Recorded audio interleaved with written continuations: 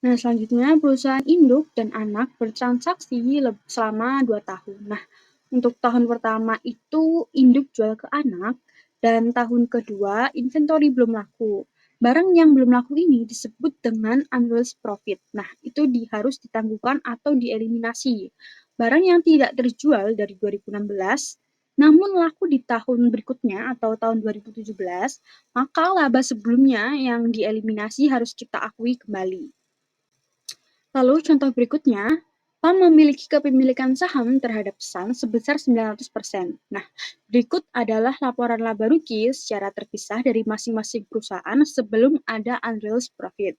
Nah, di sini ada sales dari PAM 100 dan Sun 50, lalu COS ada 60 dan 35, lalu ketemu gross profit dikurangi kan hasilnya, di PAM itu 40 dan di Sun 15, lalu ada expense 15 dan 5, lalu ketemu operation income sebesar 25 dan 10. Nah, untuk income from Sun itu dari 90% dikalikan dengan $10. Itu dari Sun. Nah, 9 ini diakui dalam laporan rugi PAM sehingga tercatat total adalah 34 untuk PAM dan untuk Sun sebesar 10 untuk net income-nya. Nah, di sini ada informasi tambahan juga, penjualan PAM itu termasuk 15.000 pada Sun.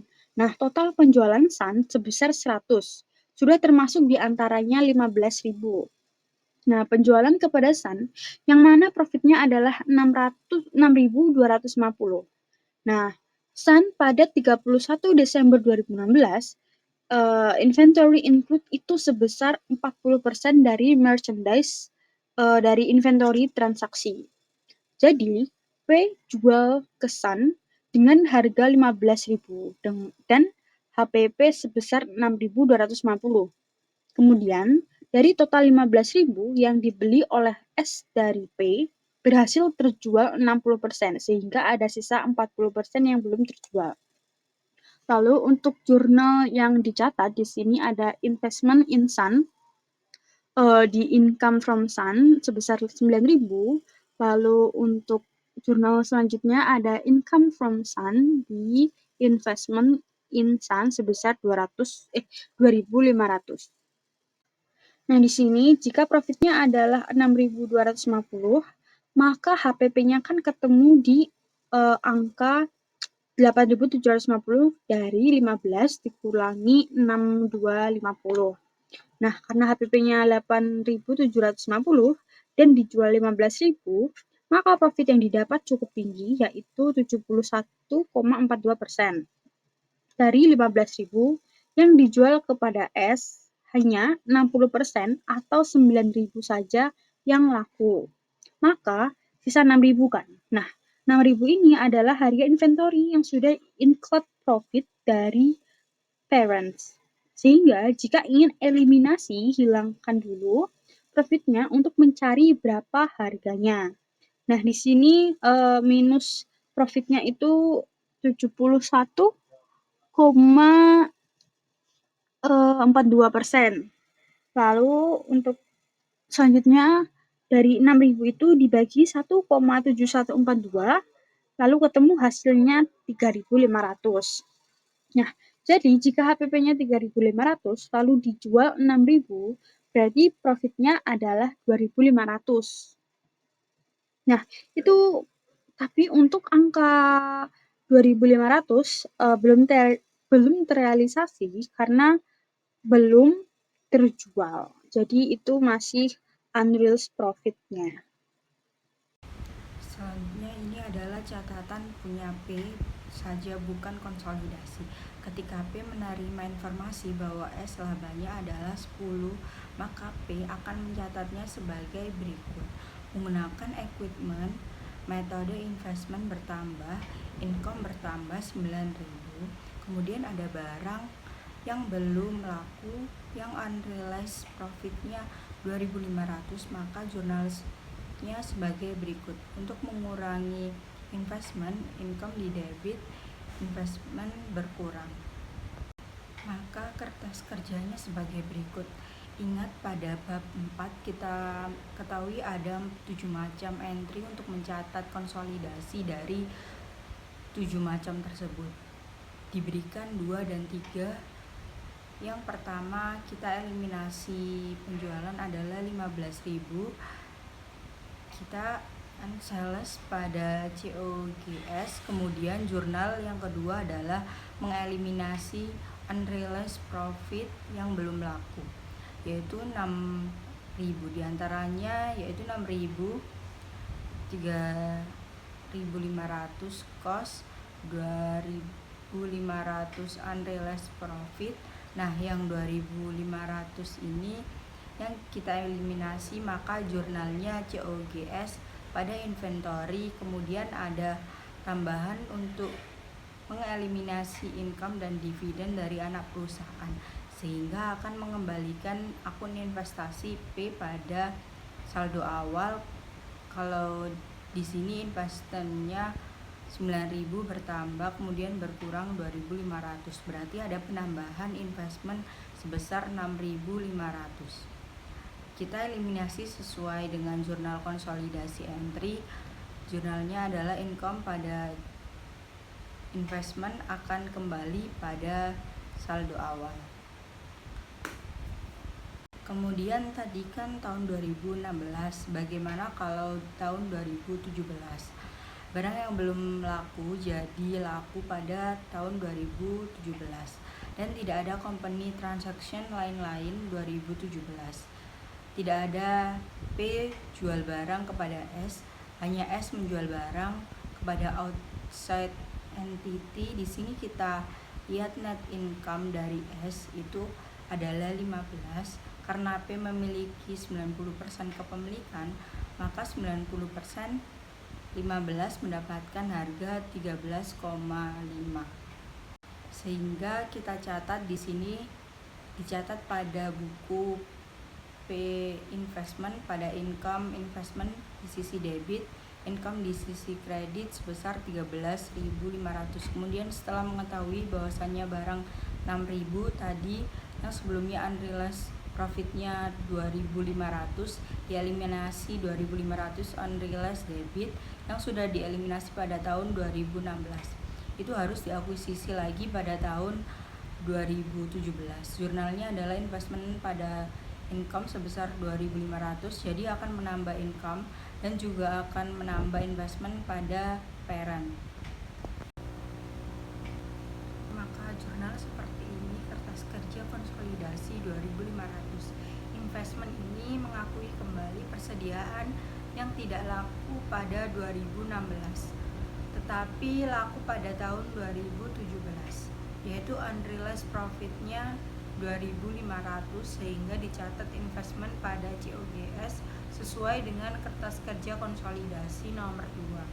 Kemudian kita kembali eliminasi, kita harus mengembalikan saldo investment kepada saldo awal, sehingga ada investment bertambah 13.500 dan juga bertambah 2.500.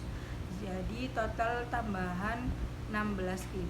Ini kita eliminasi seluruhnya di sisi kredit nomor 3. Lalu dimasukkan ke kertas kerja konsolidasi seperti ini.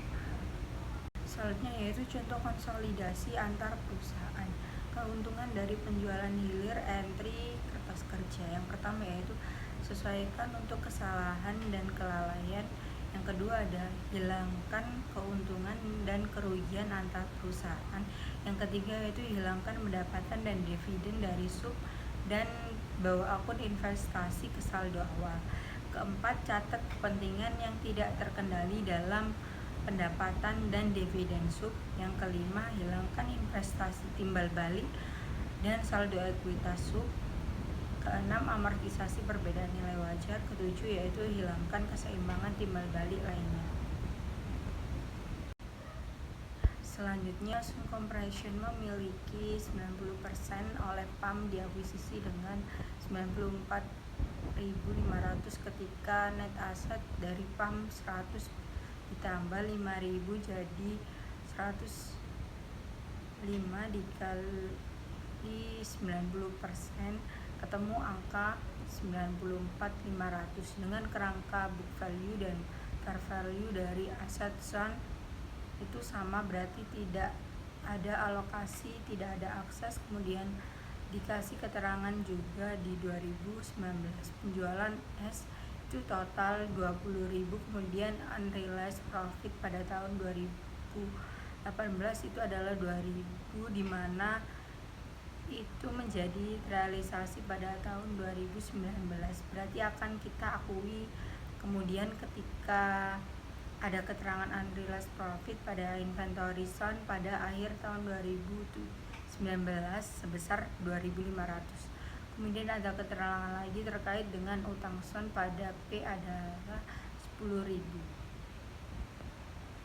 Lalu yang selanjutnya adalah unrealized profits from upstream sales. Jadi di sini ada dua kasus. Yang pertama, kasus ketika pada tahun 2016 perusahaan anak atau Sun Company menjual barang ke perusahaan induk atau parent company.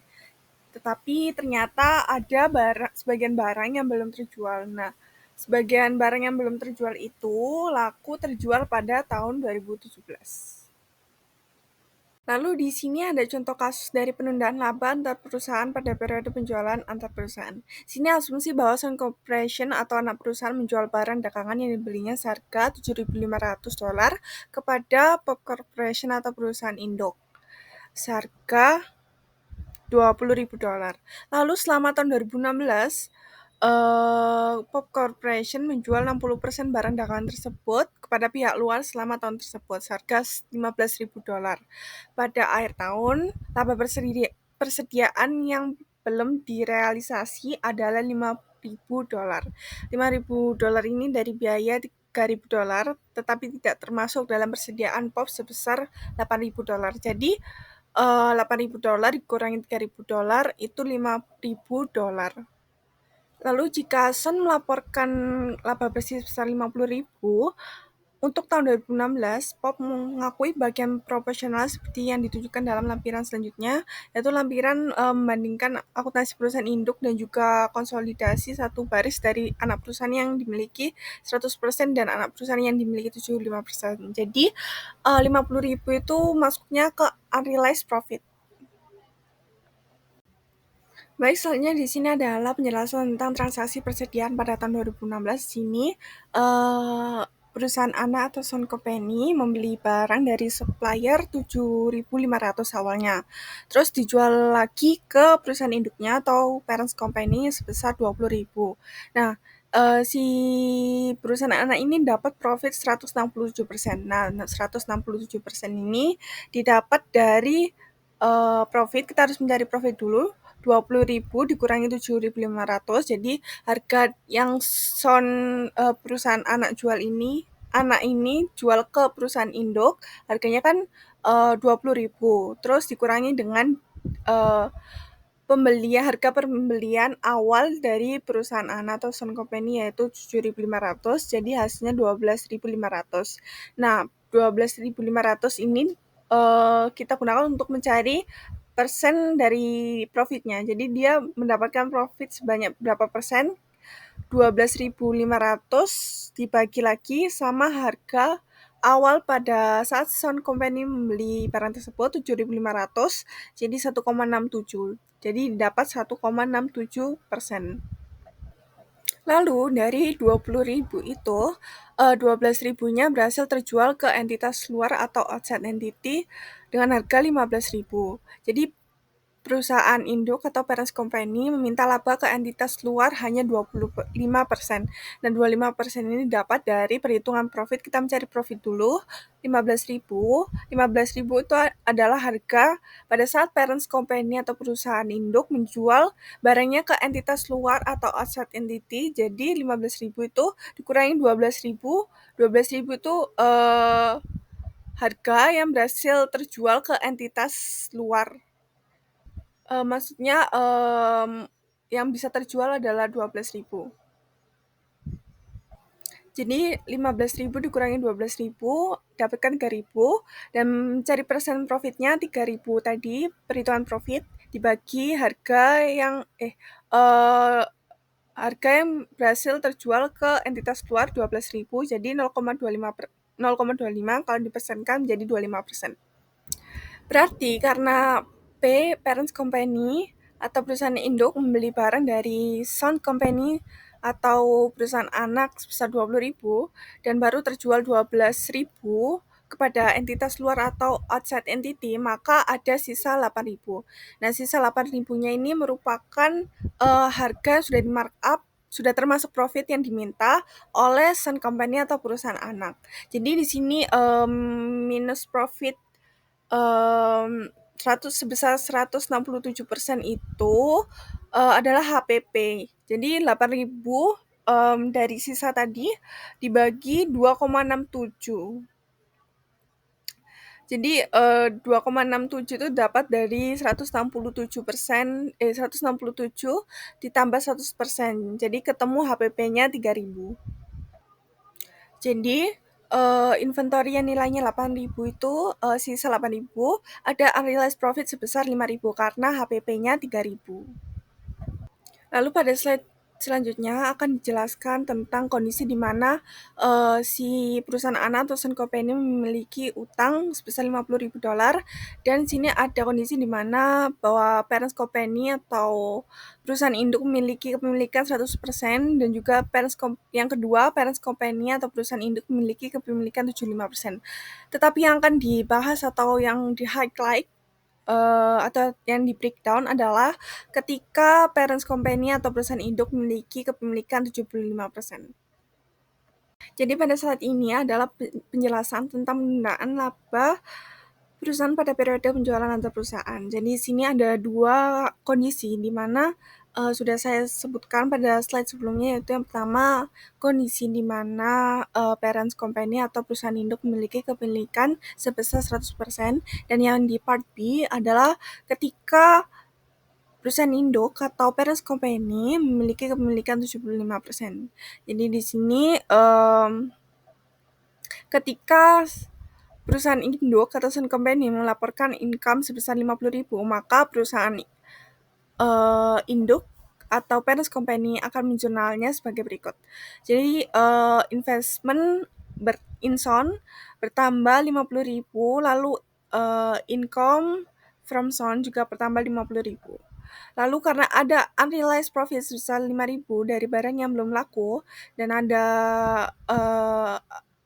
maka dia akan mengurangi income sebesar 5.000. Karena kepemilikan pada kondisi ini, kepemilikan dari parent company atau perusahaan yang induk sebesar 100%, maka utuh diakui oleh parent. Kemudian di part B, bagaimana kondisi jika si parent company atau perusahaan induk memiliki kepemilikan 75%. Jadi maka ketika parent company atau perusahaan induk menerima laporan bahwa laba dari si sound company atau perusahaan anak sebesar 50.000, maka parent company atau perusahaan induk akan mencatat 50% dari 50.000, yaitu 37.500. Kemudian unrealized profit yang kita hitung tadi, jadi 50.000 total profit sound company atau perusahaan anak dikurangi unrealized profit sebesar 5.000 dikalikan porsi kepemilikan dari parent company atau perusahaan induk sebesar 75.000. Sehingga parent company atau perusahaan induk hanya menanggung kerugian atas barang yang belum laku sebesar 3.750. Berarti sisanya 1.250 akan ditanggung oleh pihak non-controlling interest yang memiliki porsi kepemilikan 25%. Jadi 100% dikurangi 75%. Jadi yang ditanggung oleh pihak non-controlling interest itu yang memiliki porsi kepemilikan 25%. Baik, jadi yang selanjutnya adalah entry lembar kerja untuk menghilangkan penjualan antar perusahaan dan laba yang belum direalisasi. Jadi di sini adalah jurnal yang ketika kondisi B, yaitu kondisi di mana si parent company atau post company atau perusahaan induk memiliki kepemilikan 75% dan sisanya adalah non-controlling interest sebesar 25%. Jadi, yang pertama kita eliminasi dua hal untuk menghilangkan penjualan antar perusahaan dan laba yang belum direalisasi. Yang pertama, yaitu pada jurnal yang kedua, yaitu cost of goods sold, kita eliminasi sebesar 20.000 karena itu adalah intercompany purchase atau menghilangkan keuntungan dan kerugian antar perusahaan. Lalu yang kita eliminasi kedua ke jurnal yang ketiga itu cost of goods sold, kita eliminasi kedua yaitu profit yang belum terrealisasi, yaitu 8.000 dikurangi 3.000 dan jadinya 5.000 yang belum terrealisasi. Jadi sehingga kalau kita sudah masuk ke eliminasi yang ketiga, yaitu yang income from son company atau perusahaan anak dan juga investment in son company atau perusahaan anak, eh, maka akan bertambah 37.500, namun berkurang 3.750 sehingga totalnya adalah 33.750. Nah, itu kita eliminasi. Lalu yang selanjutnya adalah kondisi ketika semuanya sudah kita hitung eliminasi dan juga adjustment-nya. Di sini kita tinggal masukkan ke kertas kerja konsolidasi. Di sini pada POP 250 ditambah 150 terus dikurangi 20 karena ada adjustment, ada penyesuaian dan eliminasi di debit sebesar 20 dikurangi. Jadi hasilnya pada kertas consolidation statement yaitu sebesar 380, maaf. Lalu untuk yang di sisi B dan A, B di debit dan A di kredit itu cara hitungannya 100 ditambah 80, lalu ditambah dikurangi 60, lalu ditambah 5. Lalu untuk yang B dan C di bawah adalah masukan dari jurnal eliminasi dan juga adjustment pada slide sebelumnya sudah saya jelaskan. Lalu selanjutnya di sini ada pengakuan laba antar perusahaan atas penjualan ke entitas luar. Jadi di sini adalah kasus bagaimana kalau pada tahun 2017 profit barang yang 8.000 tadi yang sebelumnya belum laku pada tahun 2016, lalu pada tahun 2017 kemudian barang itu atau barang tersebut laku terjual, maka diakui laba tersebut pada tahun 2017. Jadi 5.000 dikali 75% sebesar, jadi hasilnya sebesar 3.750. Jadi 3.750 untuk investment bertambah, lalu income bertambah juga. Jadi di sini kita buat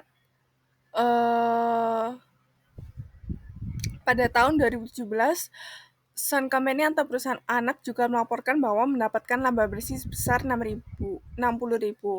Kalau parent company atau perusahaan induk memiliki kepemilikan sebesar 75%, jadi 75% tersebut dikali 60.000 ditemukan sebesar 45.000. Jadi di sini jurnalnya investment in Sun sebesar 45.000, lalu ada di credit income from Sun sebesar 45.000, lalu itu untuk mencatat 75% kepemilikan yang terlaporkan income dari subsidiary. Lalu untuk yang 3.750 itu dicatat sebagai di debit investment in Sun, di credit income from Sun untuk mencatat realisasi pada tahun 2017 dari 75% dari $5.000. Unrealized inventory profits of Sun pada tahun 2016.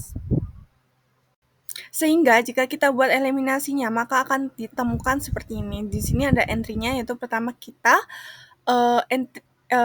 entry lembar kerja untuk menyesuaikan cost of goods sold dan investasi dan menghilangkan pendapatan juga investasi. Di sini kita pertama mengakui unrealized profit pada tahun sebelumnya yang karena barangnya belum laku, kemudian pada tahun 2017 barangnya laku terjual, maka profit yang sebelumnya kita eliminasi, dan kita harus akui kembali profit tersebut. Jadi jurnalnya adalah sebagai berikut, di sisi investment 307,50 dikarenakan 75%.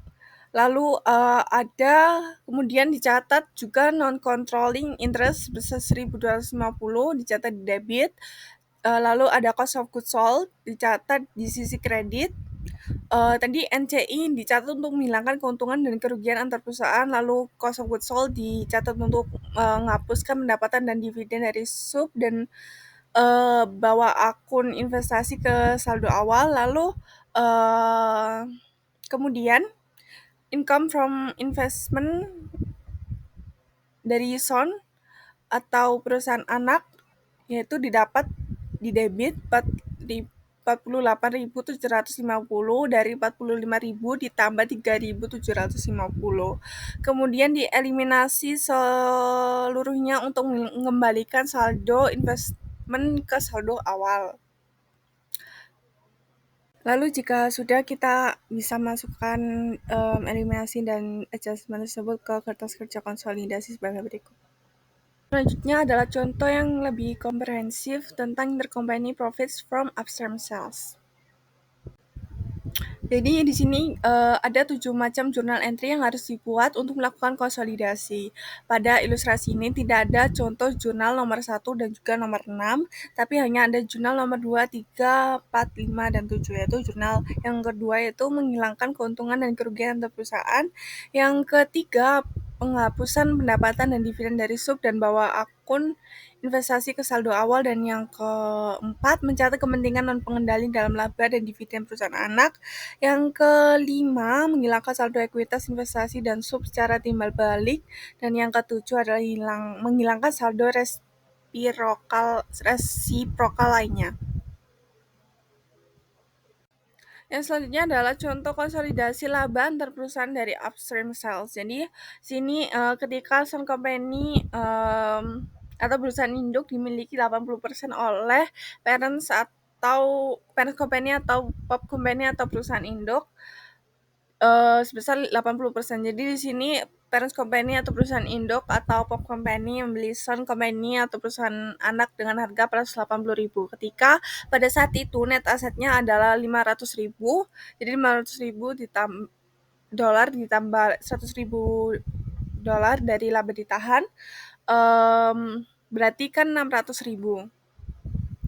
Nah, 600.000 itu dikali 80%, jadi ditemukan angka 480.000 dolar. Jadi harga beli parent company ketika membeli Sun Company sama dengan fair value-nya. Kemudian diketahui fair value sama book value-nya nilainya sama, sehingga tidak ada excess yang harus dialokasikan kepada identifiable net asset atau net asset yang tidak teridentifikasi. Kemudian kita juga memiliki keterangan bahwa selama tahun 2017 si Sun Company atau perusahaan anak menjual kepada parent company atau pop company atau perusahaan induk sebanyak 300.000 dolar. Kemudian pada tahun 2016 ada unrealized profit sebesar 40.000 dolar, yang mana barang yang belum laku pada tahun 2016 dieliminasi, yang artinya laku terjual pada tahun 2017. Jadi nanti 40.000 dolar akan kita akui sebagai laba. Lalu pada tahun 2016 dieliminasi karena tidak ada lagi karena dia tidak laku karena dia baru laku pada tahun 2017. Maka unrealized profit yang sebelumnya sudah dieliminasi, maka kita akui kembali sebesar 40.000 dolar. Sebaliknya untuk barang yang belum laku pada tahun 2017 itu ada unrealized profit nilainya 30.000, dan ini harus kita eliminasi jadi barang yang dibeli tahun 2017 dan pada tahun 2017 belum laku. Maka yang belum laku kita lihat berapa unrealized profitnya. Jadi profitnya harus kita eliminasi 30.000, lalu ada keterangan intercompany account receivable and payable pada tahun pada 31 Desember 2017 antara induk dan anak sebesar $50.000. Baik, di slide selanjutnya ini ada pada metode ekuitas. Di sini pada tanggal 31 Desember 2016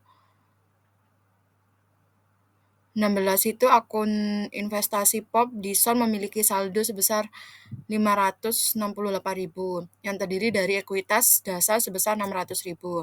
Dalam aset bersih SON 750.000 dikali dengan 80% sehingga mendapatkan 600.000 tadi. Ini tuh untuk 2017 dikurangi 80% dari laba yang belum direalisasikan sebesar 40.000 dalam inventaris POP pada tanggal 31 Desember 2017 dari penjualan 2016 dari penjualan dahulu sebelum tahun 2017 POP membuat entry berikut untuk mencatat investasi berdasarkan metode ekuitas. Di sini tuh ada cash sebesar 40.000, terus investment in SON-nya itu 40.000. Terus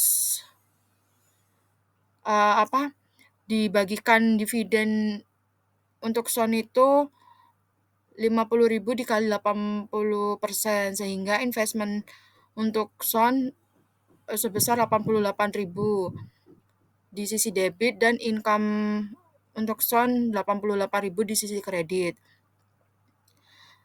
Terus yang selanjutnya ada to record income for SON 2017. Nah, di sini tuh ada equity-nya atau income sebesar 100.000 dikali dengan 80% sehingga mendapatkan 80.000. Terus ada unrealized-nya itu dari slide sebelumnya itu ada 40.000. 40.000 ini dikali dengan 80% sehingga mendapatkan 32.000. Yang selanjutnya juga ada unrealized profit pada Desember 2017 itu sebesar 30.000. Nah, dikali dengan 80% sehingga mendapatkan 24.000. Semua di total mendapatkan 88.000. Terus penjualan antar perusahaan yang menghasilkan laba persediaan yang belum terrealisasikan pada tahun 2016 dan 2017 terjadi di hulu dan karenanya hanya 80% dari laba yang belum terrealisasi sebesar 40.000 dari tahun 2016 yang diakui oleh POP pada tahun 2017. Demikian pula hanya 80% dari laba yang belum terrealisasi sebelum 30.000 dari penjualan tahun 2017 yang ditangguhkan oleh POP pada tanggal 31 Desember 2017. Akun investasi POP di SON meningkat sebesar 88.000 dari pendapatan SON selama tahun 2017 dan menurun sebesar 40.000 di dividen yang diterima dari SON. Dengan demikian, investasi sebesar 568.000 di akun SON pada tanggal 31 Desember 2016 meningkat menjadi 616.000 pada tanggal 31 Desember 2017.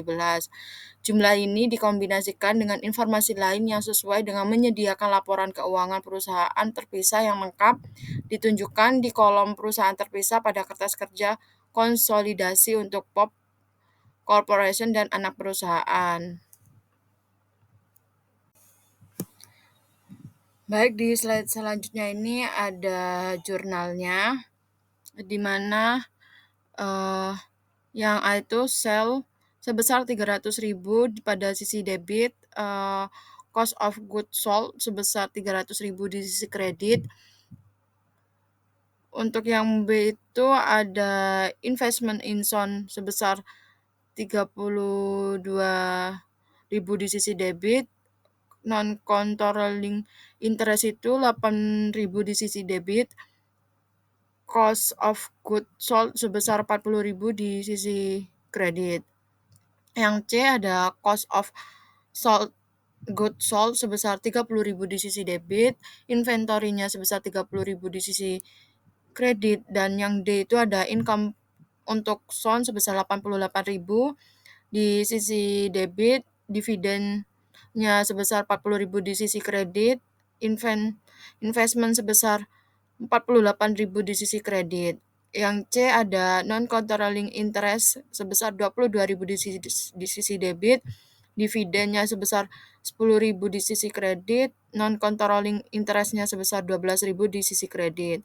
Yang F ada return earnings-nya sebesar 250.000 di sisi debit, capital stock-nya sebesar 500.000 di sisi debit, investment in nya sebesar 600.000 di sisi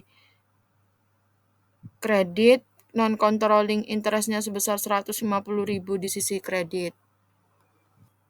Yang selanjutnya ada yang G, itu account payable sebesar 50.000 di sisi debit, account receivable sebesar 50.000 di sisi kredit. Nah, yang A, B, C itu masuk dalam nomor 2 yang dimana itu menghilangkan keuntungan dan kerugian antar perusahaan. Yang D itu masuk ke nomor 3, hapus pendapatan dan dividen dari sub dan bawa akun investasi ke saldo awal. Yang C itu masuk ke nomor 4, mencatat kepentingan non-pengendali dalam laba dan dividen perusahaan anak. Yang F masuk ke nomor 5, menghilangkan saldo ekuitas investasi secara timbal balik. Yang G masuk ke nomor 7, hilangkan saldo resiprokal lainnya. Nah, nomor 1 dan nomor 6, nomor 1 itu sesuaikan dengan kesalahan dan kelalaian, nomor 6 itu amortisasi perbedaan nilai wajar, itu tidak ada di sini. Baik, selanjutnya ini membahas kertas kerja. Dari semua yang telah kita ketahui nilainya itu kita masukkan ke dalam kertas kerja, di mana di sini ada return earnings-nya, terus balance sheet, account receivable, inventory, investment, terus account payable, order liabilitas, capital stock, dan lain sebagainya. Di sini juga kita masukkan angka dari tabel-tabel yang sebelumnya, sesuaikan saja dengan nama-nama akun dan nilai yang sudah diketahui.